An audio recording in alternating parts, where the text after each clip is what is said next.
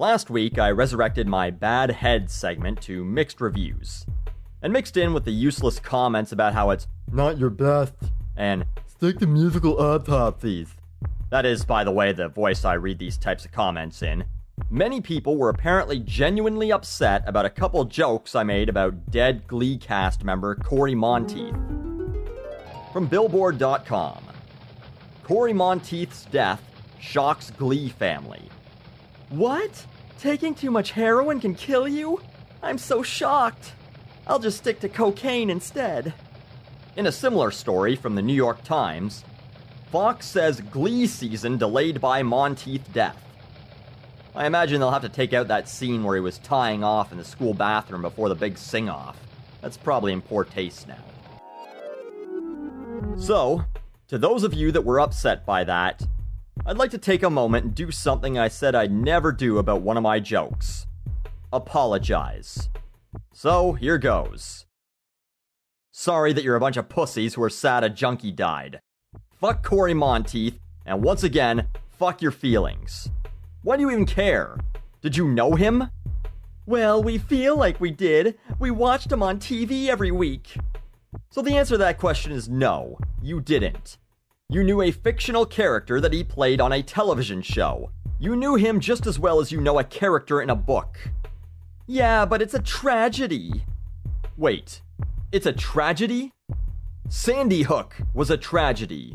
The Colorado Theater Massacre? That was a tragedy. Some fucking idiot jamming too much heroin into his veins and dying isn't a tragedy. That's a fucking inevitability. In fact, only about 2 years ago from the time of writing this, Amy Winehouse died a day after an island full of kids in Norway got shot up by some fucking psycho, and the news covered Amy Winehouse's death as if the Pope raped the Queen. I recently released an unfinished, unproduced script for that video, and a lot of it applies here. Amy Winehouse drank herself to death, died of alcohol poisoning. Who fucking cares? Toss her in the fucking ground and let her family grieve. The public should not give a fuck. Those kids dying, that's a tragedy. They never brought that on themselves. They were mostly teenagers enjoying a summer camp.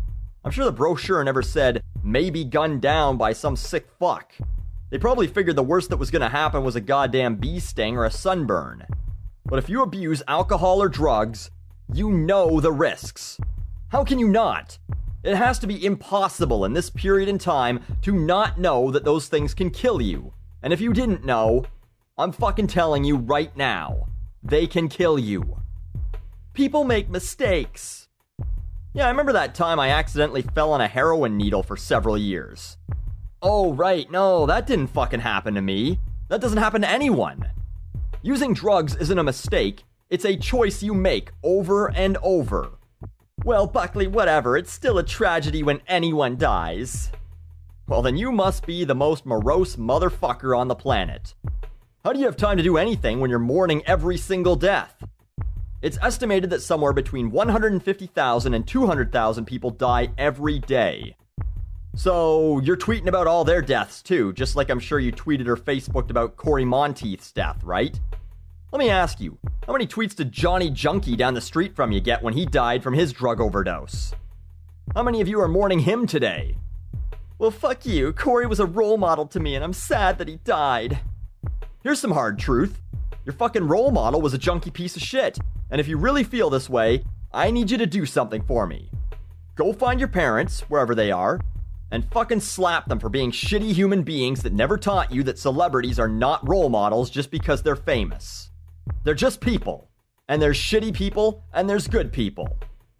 You know who are good role models? Your parents.